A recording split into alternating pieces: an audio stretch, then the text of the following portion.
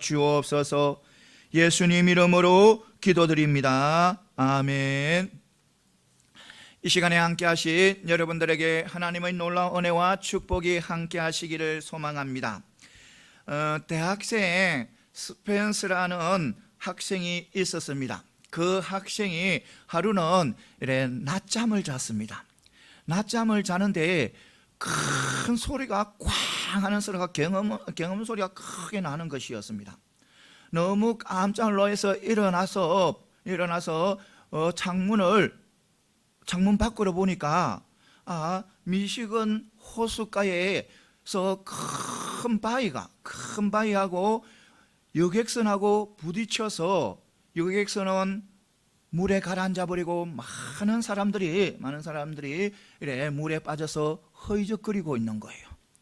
그런데 그 스펜서 학생은 수영을 참 잘했습니다. 어느 누구보다 수영을 참 잘했어요. 그래서 그는 밖으로 뛰어나갔습니다. 밖으로 뛰어나가서 그 호숫가에 뛰어듭니다. 뛰어들어서 사람들을 구조하기 시작합니다. 열심히 구조를 합니다. 보통 사람 같으면 4-5명만 구조하고 나면 힘이 다 빠져서 도저히 구조할 수가 없는 그런 상태일 텐데 그는 최선을 다해서 기적이 일어난 거예요. 얼마나 많은 사람들을 구했냐면 17명이나 구해요. 17명이나 구조를 해냅니다. 그거는 기적인 거예요. 한 사람이 물에 빠진 사람을 17명이나 구해내는 것은 정말 기적이에요. 그는 있는 힘을 다해서 17명을 구해냈습니다. 그런데요, 문제는요, 그 일이 있고 난 후에요, 그가 병을 얻은 거예요. 그리고 그 병이 낫지 않고 그 병 속에서 결국은 7년 동안 그 병을 앓고 살아가는 거예요. 그리고 그는 젊은 나이에 32살에 세상을 떠나게 되는 거예요. 그리고 그가 세상을 떠나기 전에 그 지역의 유명한 신문사의 한 기자가, 그의 활동상을 잘 알고 있는 한 기자가 그에게 찾아갔습니다. 찾아가서 이런저런 이야기를 나눕니다. 지금 당신이 이 모습을 하고 있는 것을 당신이 구해준 그 17명에게 알리면 너무너무 마음 아파할 겁니다. 너무너무 힘들어할 겁니다.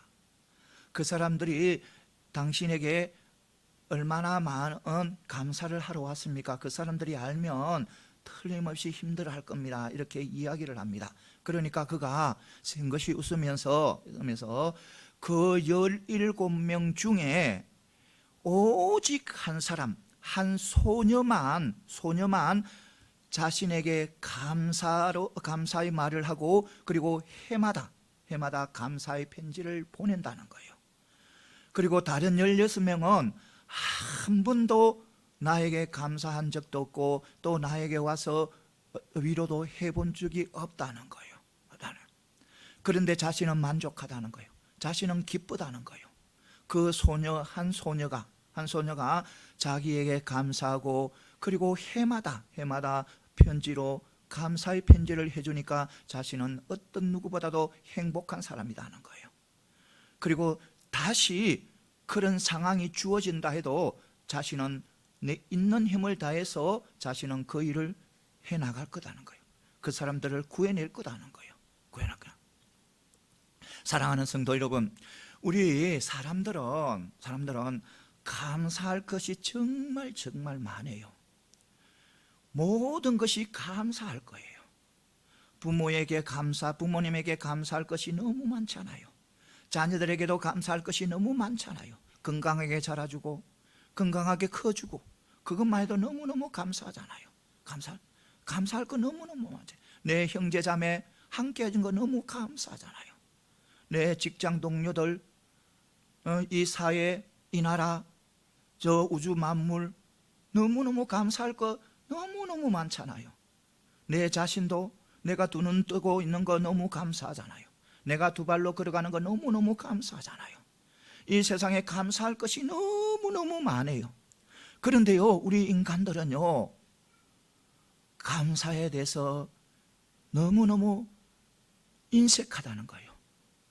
너무너무 감사에 대해서 인색한 거예요. 감사라는 말을 도대체 잘 안 해요.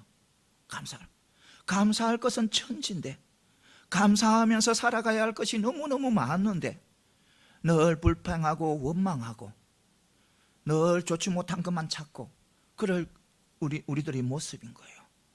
사랑하는 성도 여러분, 우리 믿음의 백성들은요, 감사는요 하나님의 뜻이에요. 하나님의 뜻이라는 거예요. 내 기분에서 내가 좋아서 감사하는 것이 아니고, 우리가 모든 것을 감사할 수 있는 것은 바로 하나님의 뜻이라는 거예요. 데살로니가전서 5장 16절에서 18절 보면 항상 기뻐하라, 쉬지 말고 기도하라, 범사에 감사하라, 이는 그리스도 예수 안에서 너희를 향하신 하나님의 뜻이니라. 그래요, 감사가 누구의 뜻이다? 하나님의 뜻이 된 거예요. 그것도 어떤 건 감사, 어떤 이거 감사 저것 감사가 아니고 범사의 감사, 모든 것에 대한 감사가 바로 우리 하나님의 뜻이에요. 그런데 우리는 감사를 하지 못하고 늘 힘들어하고 살아가는 사람들이 너무너무 많다는 거예요. 이거 분명히 하시기 바랍니다. 우리 하나님의 뜻, 이 감사는, 하나님의 뜻, 이 감사를, 나를 위한 하나님의 뜻, 이 감사는 바로 우리가 감사를 하면 할수록 우리의 삶 속에 감사는 차고 넘치게 되는 거예요. 우리 가정에서도 감사를 하며 할수록 감사가 차고 넘치는 그런 가정이 되는 거예요. 그런데 반대로 내 삶 속에서 불평불만거리만 찾으면 내 삶은 불평불만거리만 가득하게 되는 거예요.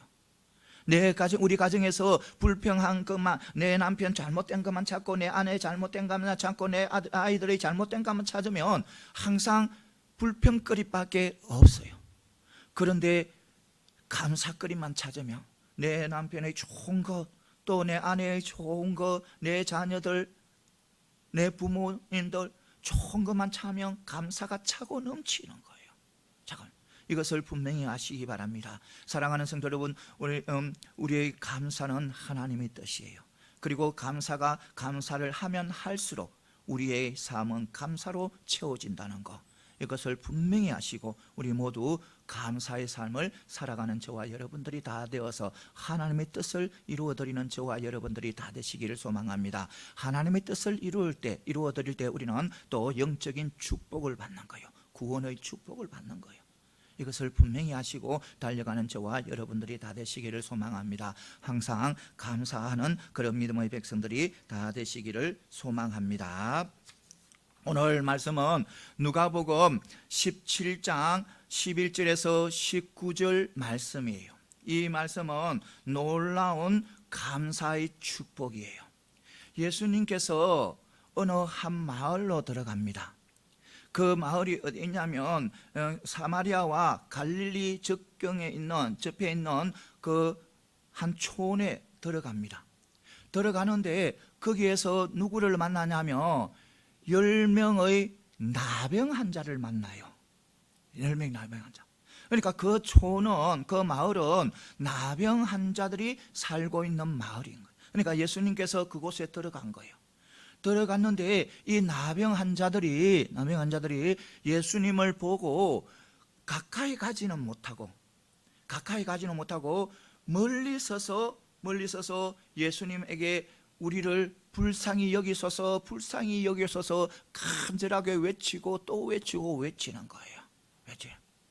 그러니까 예수님께서 그 외침을 들으시고 그 간절함을 들으시고 그 나병 환자 10명에게 제사장에 가서 보이라는 거예요. 여러분, 지금 낫지 않았습니다. 지금 낫지 않았는데 질병이 낮아요. 나병이 떠나가야 어디에 제사장에게 보이는 거예요. 그런데 낫지 않았어요. 않았는데 예수님께서 누구에게? 제사장에 가서 보이라는 거예요. 그런데요, 그 10명 다 순종하고 갑니다.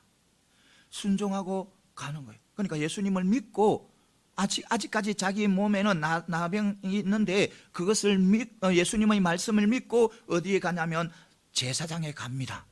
가는데요, 도중에 기적이 일어나는 거예요. 도중에 가는데 이 나병이 떠나간 거예요.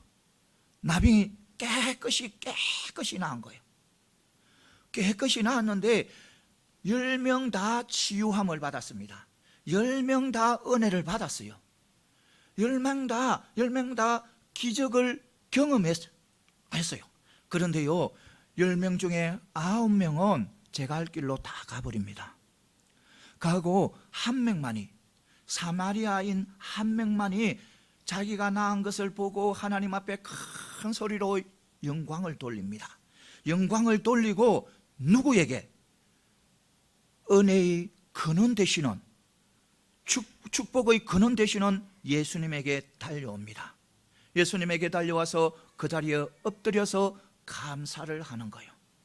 감사를 하니까 예수님께서 치유함을 받은 자가, 나은 자가 10명이 아니더냐? 왜 한 명밖에 없나냐는 거예요. 왜 9명은 어디로 갔느냐고 예수님께서 묻는 거예요.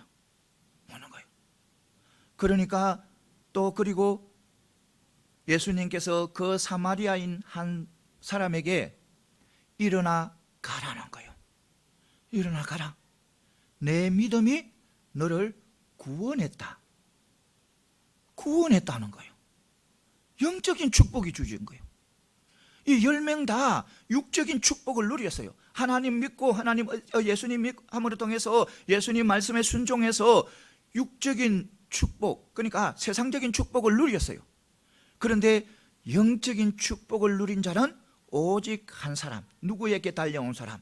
예수님에게 달려와서 예수님에게 감사의 인사를 한 자가 바로 영적인 축복을 누리는 거예요. 구원의 축복을 누리는 거예요. 오늘 말씀이에요. 오늘 이 말씀을 통해서 몇 가지 은혜 받는 귀한 축복의 시간이 되시기를 소망합니다. 먼저 어떤 추한 죄인이라도 회개하며 주님께 나올 수 있다는 겁니다. 주님께 가까이 갈 수가 있다는 거예요. 오늘 12절 13절에 보면 나병한 자 10명이 주님께 긍휼을 간구하는 거예요. 불쌍히 여겨주옵소서 하고 간구하는 거예요. 그들은 바로 사마리아와 갈릴리 접견지역에서 함께 모여 사는 나병 환자들이에요. 나병 환자. 그러니까 함께 모여 사는 그런 나병 환자들이에요. 그래서 이것을 보아서 이 주님께서 한 촌에 들어갔다 가셨는데 그 촌이 바로 나병 환자들이 모여 사는 마을인 거예요. 마을로 들어간 거예요. 그런데 그때 이 나병 환자들이 누구를 하면 예수님을 보고 가까이 가지 못합니다. 가까이 가지 못하고 멀리 서서 우리를 불쌍히 여겼어서 간절하게 외치는 거예요. 여러분, 레위기 13장 45절에서 46절에 보면 나병 환자의 규례가 나와요. 나병 환자의 규례가. 그러니까 이 나병 환자는 사람이 오면 자기 겉옷을 찢어야 돼요. 자기 겉옷을 찢고 머리를 풀고 또 윗 입술을 가리고 부정하다 외쳐야 돼요. 부정하다 외쳐서 일반 사람들이 자기 앞에 못 오도록 만들어야 되는 거예요. 만약 자기 앞에 건강한 사람이 자기 앞에 오면 자기는 돌에 맞아 죽어도 상관이 없는 거예요. 그런 규례예요. 그리고 그들은 나병에 걸리게 되면 고향이나 집에서 부모님과 형제자매와 함께 살 수가 없어요. 그래서 그들은 어디 집 밖에 가서 살아야 되는 거예요. 집 밖에 가서. 그래서 그들이 옷을 찢고 머리를 풀고 그다음에 윗 입술을 가리는 것은 바로 나는 죄인입니다. 나는 추한 죄인입니다. 이것을 알리는 거예요.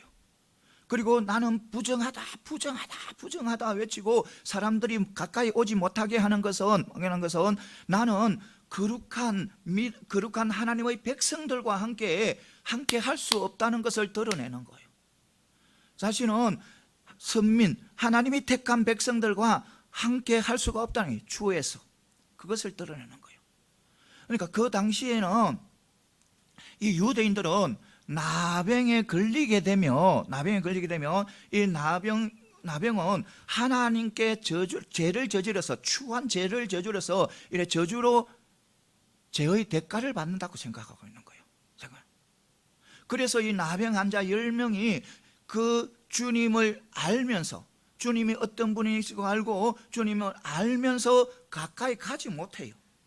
가지 못하고 어떻게 우리를 불쌍히 여겨서서 외치는 거예요. 외치는.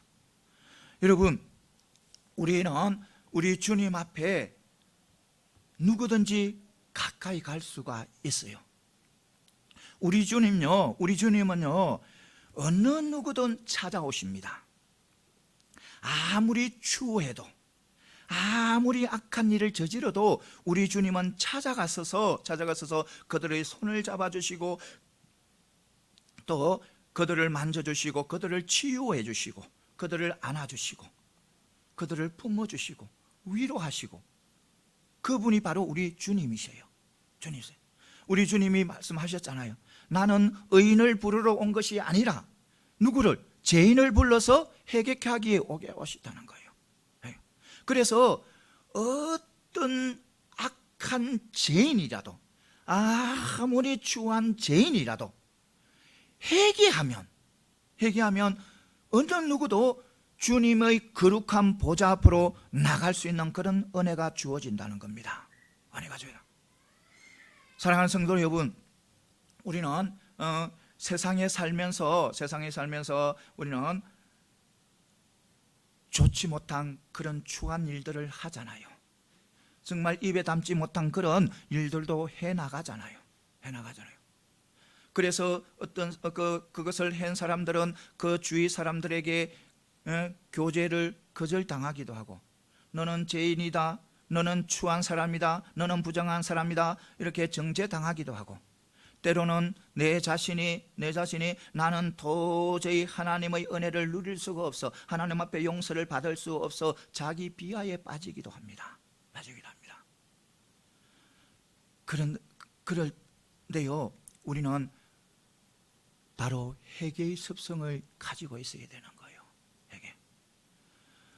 아무리 추하고 아무리 악한 죄인이라도 우리가 진정으로 회개하게 되면 우리 자비의 하나님, 은혜의 하나님께서는 우리의 죄들을 다 용서하시고 거룩한 그런 교제를 하게 하시는 거예요. 그런 축복을, 우리는 그런 은혜를, 그런 사랑을 우리는 받고 살아가는 거예요. 우리는 정말 하나님 앞에 서지 못할 그런 죄인들이지만 하나님께서 우리에게 자비를 베푸시고 우리를 은혜 베푸셔서 우리의 모든 죄를 사해 주시고 우리를 또 하나님과 교제하면서 거룩한 교제를 하면서 살아가게 하는 그런 놀라운 은혜를 받았어요. 우리는 하나님의 은혜를 받고 하나님의 사랑을 받은 자예요. 그래서 우리는 그런 사랑을 받은 자로서, 은혜 받은 자로서의 모습으로 살아가야 되는 거예요. 그래서 우리는 늘 어떤 상황 속에서도 우리는 회개할 수 있어야 되는 거예요. 회개하면서 또 회개함으로 통해서 하나님 앞에 나갈 수 있어야 된다는 거예요. 이것을 반드시 하시고 우리 모두 그 은혜 받은 자로서 어떤 상황에서도 우리 하나님은 나를 품어주시는 하나님, 나를 사랑하시는 하나님, 자비의 하나님이라는 것을 믿으시고 하나님 붙잡고 하나님 의지하고 달려가는 저와 여러분들이 다 되시기를 소망합니다. 그 다음에 또 뭐냐면 우리는 끊임없이 주님의 긍휼을 간구해야 된다는 거예요. 주님의 긍휼을 그러니까 끊임없이 간구해야 된다는 것은 뭐냐면 주님의 긍휼 없이는 우리는 이 세상에 똑바른 삶을 살아가지 못한다는 거예요. 이 세상 악하고 이 추한 이 세상을 우리는 하나님의 긍휼이 없이는 이 세상을 살아갈 수 없다는 거예요.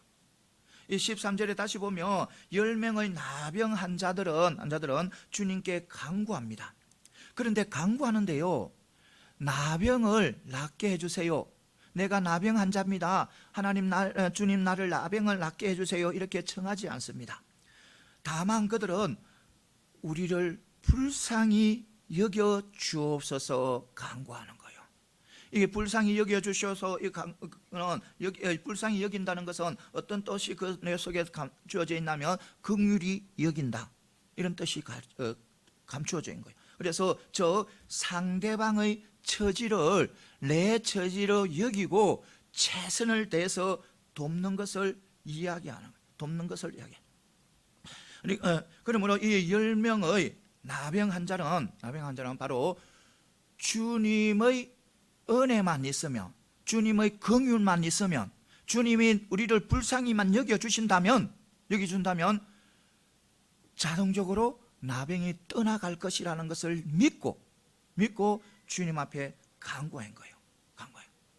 사랑하는 성도 여러분, 우리는 하나님의 놀라운 큰 긍휼을 입은 사람들이에요. 누구보다도 엄청난 큰 긍휼의 축복을 입은 자들이에요. 우리는 우리의 죄를 영원히 사해 주시는 그 은혜를 받은 거예요. 우리는 하나님으로부터 우리 죄가 영원히 사해졌어요.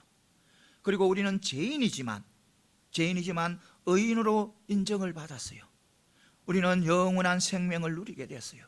우리는 성령님과 함께 이 세상의 삶을 살아갈 수 있도록 하나님의 자녀가 된 거예요.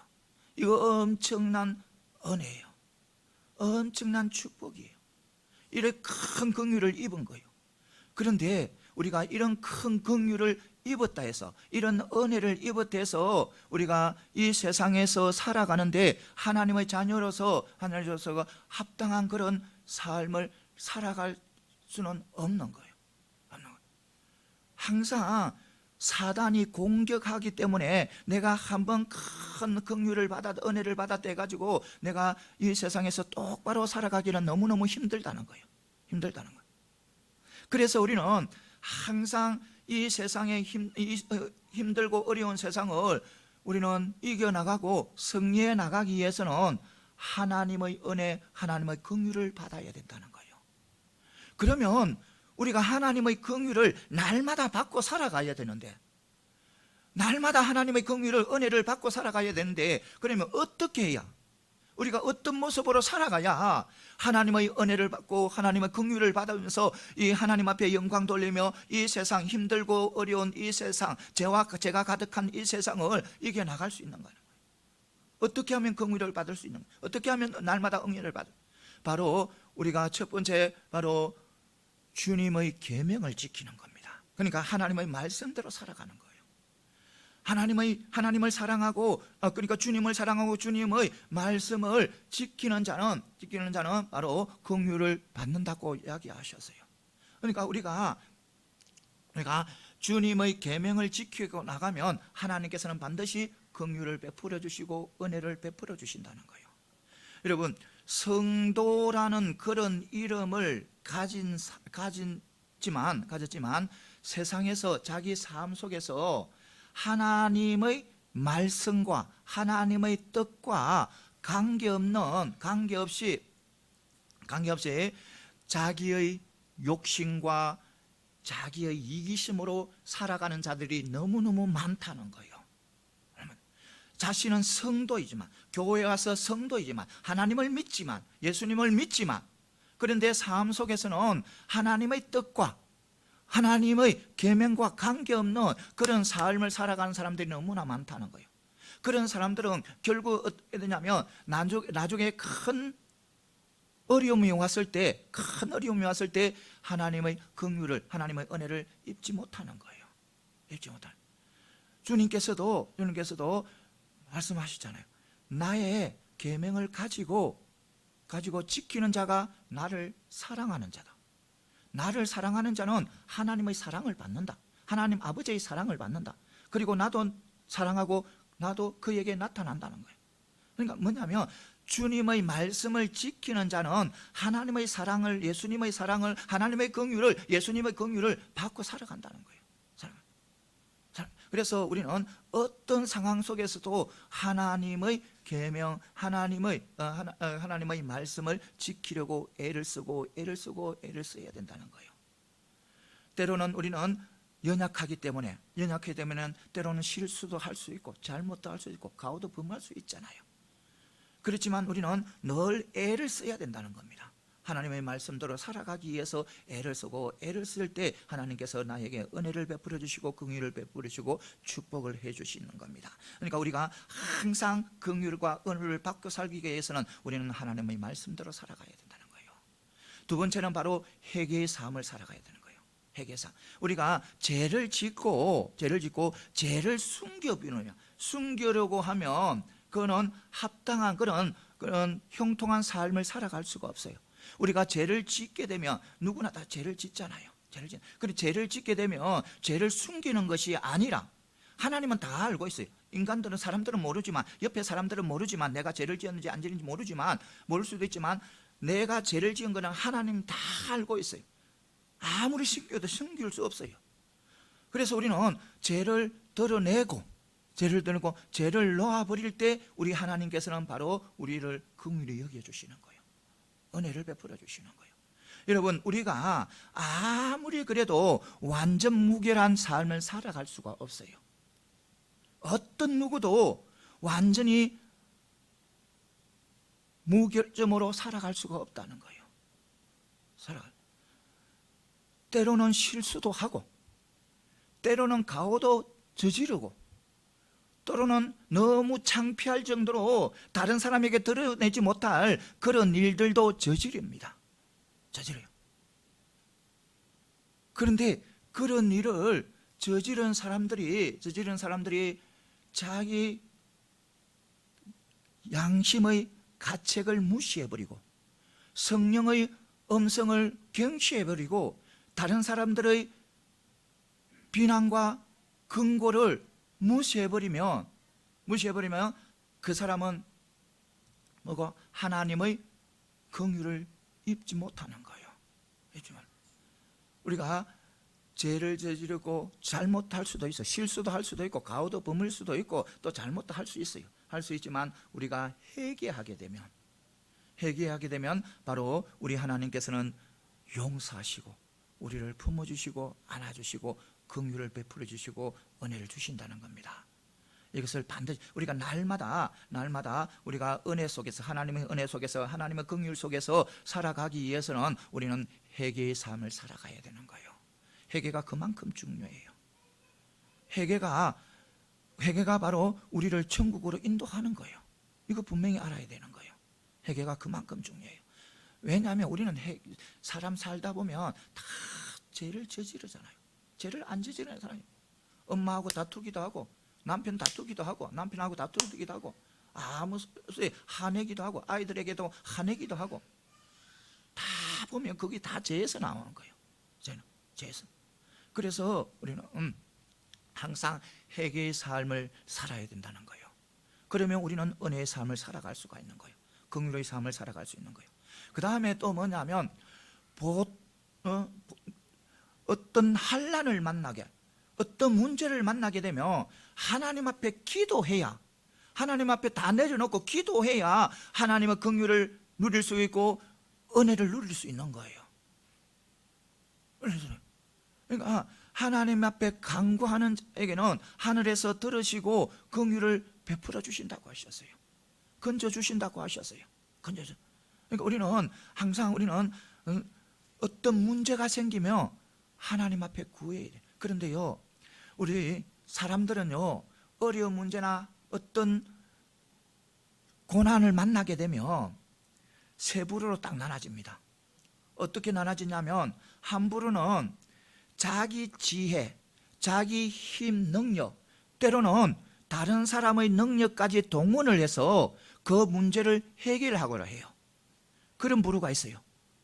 또 한 부류는요, 자기가 잘못했고 자기가 실수로 고난 속에 들어갔으면서도 그것을 누구의 탓으로? 하나님의 탓으로 돌려, 하나님의 탓으로 돌리고 하나님을 원망하고 결국에는 믿음에서 떠나가는 그런 부류가 있어요. 또 어떤 부류가 있냐면, 고난을 만나고 어려움을 만나게 되면 그 고난과 어려움을 누구에게? 주님 앞에, 하나님 앞에 맡기고 하나님 앞에 기도하고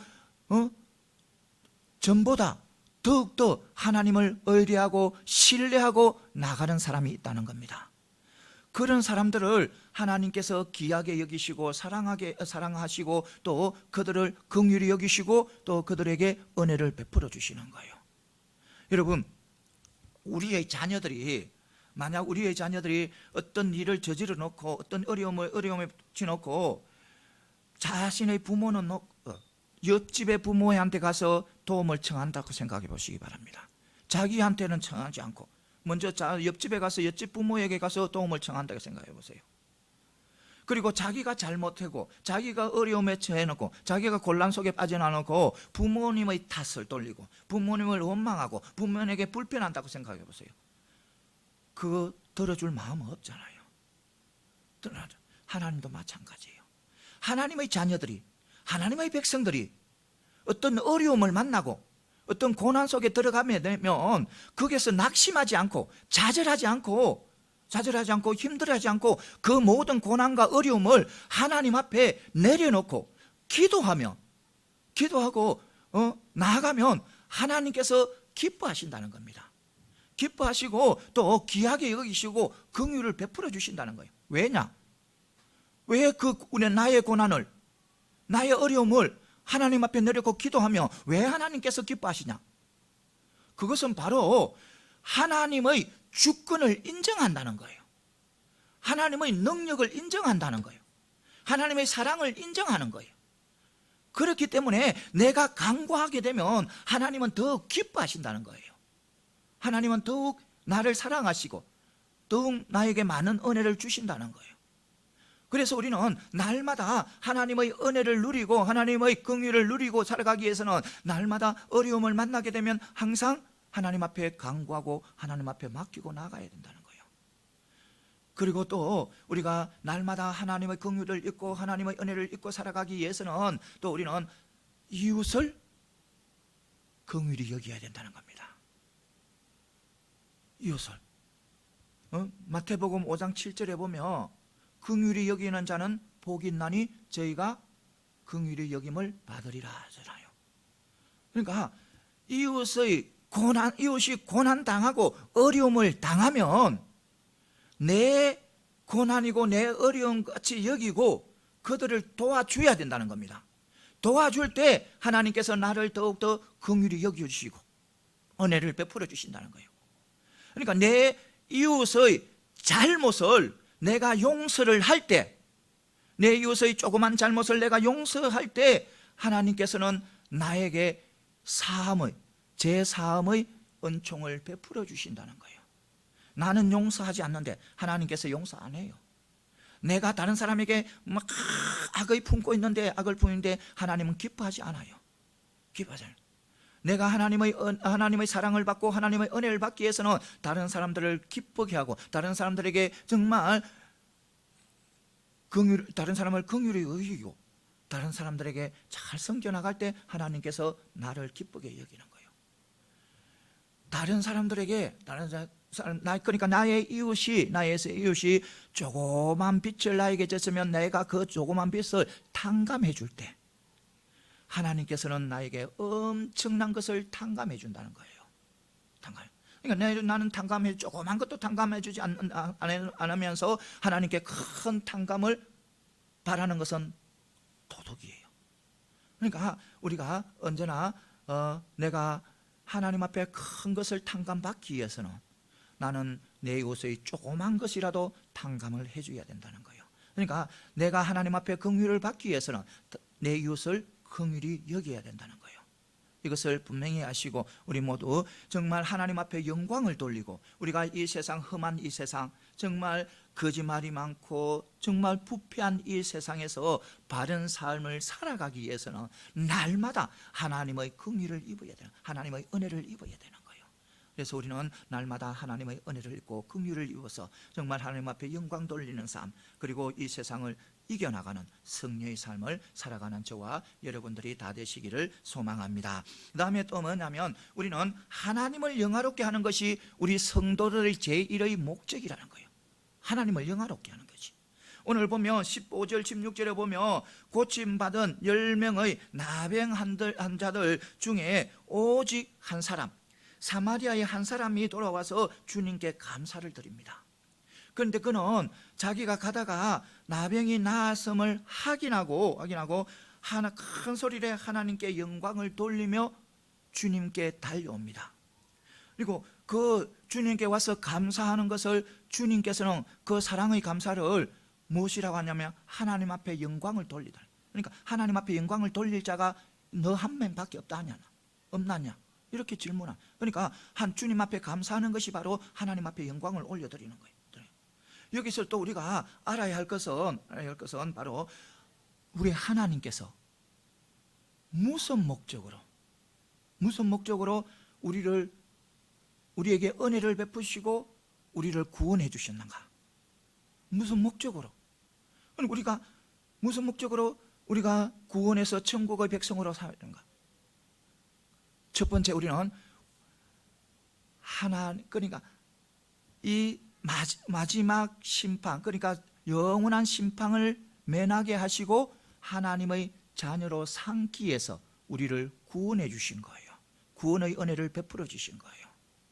그리고 또 두 번째는 그 구원의 진리, 우리가 구원을 받은 그 구원의 진리를 증거하도록 하기 위해서 우리 하나님께서는 나를 먼저 구원해 주셔서요, 구원의 은혜를 베풀어 주신 거예요.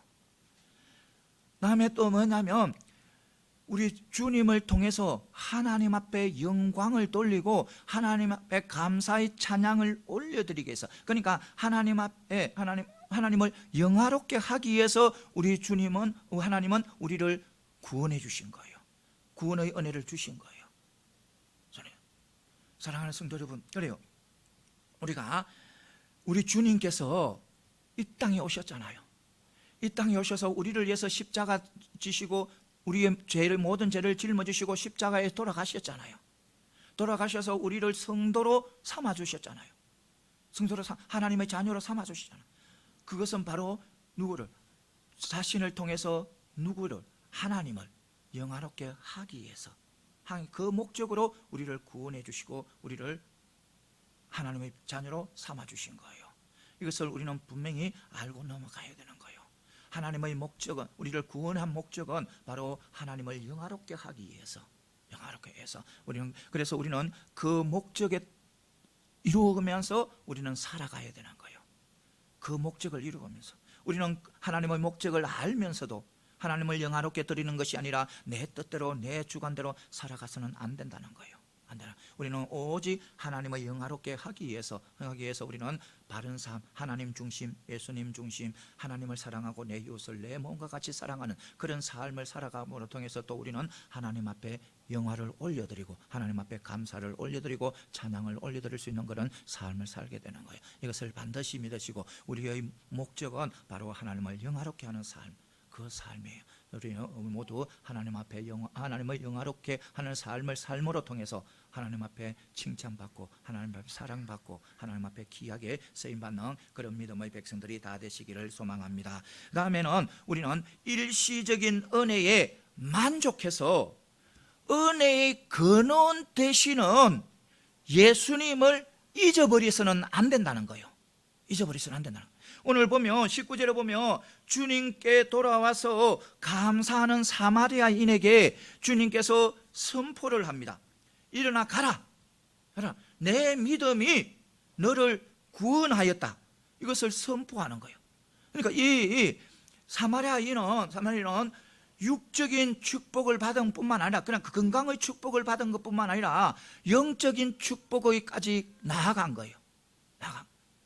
여러분, 이 10명의 나병 환자들 똑같이 주님을 만났어요. 똑같이 주님의 은혜를 받았어요. 기적을 체험했어요. 어떤 기적? 육적인 기적을 체험한 거예요. 가다가 보니까 나병이 다 나아버려요. 사마리아인만 나은 거 아니에요. 10명 다 경험을 했어요. 그런데 10명 다 경험을 했지만 그 9명은 그 육적인 축복에서, 하나님의 축복, 육적인 축복에서만, 세상의 축복에서만 멈추어버린 거예요. 멈추고 그 사마리아인만이 어디까지? 영적인 축복까지 나간 거예요. 그러니까 예수님에게 나아가니까, 예수님께 감사하니까 예수님께서 구원을 받았다고 구원의 은혜를 주신 거예요. 여러분, 이 10명의 나병 환자 중에 9명이 얼마나 불쌍한 존재들이에요. 불쌍한. 그들은 예수님을 만났어요. 예수님을 만나서 예수님 앞에 간청했어요. 울부짖었어요. 울부짖었어요. 그래서 가는 도중에 큰 기적을 맛보았어요. 너무너무 큰 기적이에요. 나병 환자가 나병이 떠나가고 깨끗하게 난 거 너무너무 기적이잖아요. 기적. 그것을 10명 다 경험해, 9명 다 경험했어요. 경험했는데 제 자신의 갈 길로 다 갔다는 거예요. 자신의 갈 길로 다 갔다는 거예요. 그것은 바로 형제 자매 부모가 있는 곳으로다. 그것은 바로 어떠냐면 유한한 곳이에요. 유한한 곳이에요. 언젠가는 사라지고 없어질 곳이에요. 내가 육적으로 건강함을 되찾았지만, 하나님의 은혜로 되찾았지만, 내가 사는 곳으로 향해서 달려간 것은 바로 육적으로 건강해서 그 건강이 다시 쎄해지는, 연약해지는 곳으로 갔다는 겁니다. 갔다는 거예요. 그러니까 한 명만 두고 다시 사라지고 없어질 그것을 향해 달려간 거예요. 거기에서 마친 거예요, 그들은. 그래서 마지막 때는 그들은 심판을 받고 좋지 못한 저 사망의 길로 가는 거예요. 그런데 한 사람은 그렇지 않다는 겁니다. 한 사람은 어떻게 끝까지 은혜의 근원 되시는 주님을 향해서 나아간 거예요. 세상의 축복만 바라보지 않고, 세상의 축복에 만족하지 않고, 세상의 어떤 건강의 축복, 세상의 물질의 축복, 세상의 어떤 권력의 축복에 만족하지 아니하고 어디까지? 주님 앞으로 나아간 거예요. 영혼의 만족까지, 영혼의 축복까지 나아간 거예요. 우리도 그래야 되는 거예요. 하나님께서는 우리에게 육적인 축복도 주어요. 육적인 축복도 줘요. 세상의 축복도 주어요. 세상의 축복도 줘요. 우리가 하나님께서 우리 달란트대로 다 축복을 받아 누려요. 그런데 우리는 그 축복에서 끝나면 안 된다는 거예요. 어디까지? 영혼의 축복, 구원의 축복까지 나아가야 되는 거예요. 이 사마리아인처럼 우리가 주님 그 축복을 누리기 위해서, 구원의 축복을 누리기 위해서는 이 사마리아인처럼 우리는 주님께 감사의 삶을 살아가야 되는 거예요. 늘 감사하는 삶, 하나님 앞에 영광 돌리는 삶, 그것이 바로 감사의 삶이에요. 이것을 반드시 믿으시고, 사랑하는 성도 여러분, 우리가 또 이래 한 주간이 시작되잖아요. 또 우리가 세상에서 살아가잖아요. 세상에서 우리는 따로 살 수 없잖아요. 나는 거룩하다, 나는 잘났다, 나는 깨끗하다 해서 다른 사람과 따로 살 수 없어요. 함께 살아요. 함께 사는데 우리는 이겨나갈 수 있는 것은 바로 하나님의 긍휼, 하나님의 은혜 받아야 되는 거예요. 그렇게 위해서는 늘 감사하면서 그렇게 나아갈 때 하나님께서는 우리를 은혜 주시고 축복을 해주시고, 또 하나님 영광 받으시고, 또 우리를 세상에서 이겨나가게 하는 거예요. 이것을 반드시 믿으시고 우리 모두 세상에서 승리의 삶, 축복의 삶을 살아가는 저와 여러분들이 다 되시기를 소망합니다. 기도드리겠습니다. 언제나 우리의 상한 심령을 치유하시는 하나님,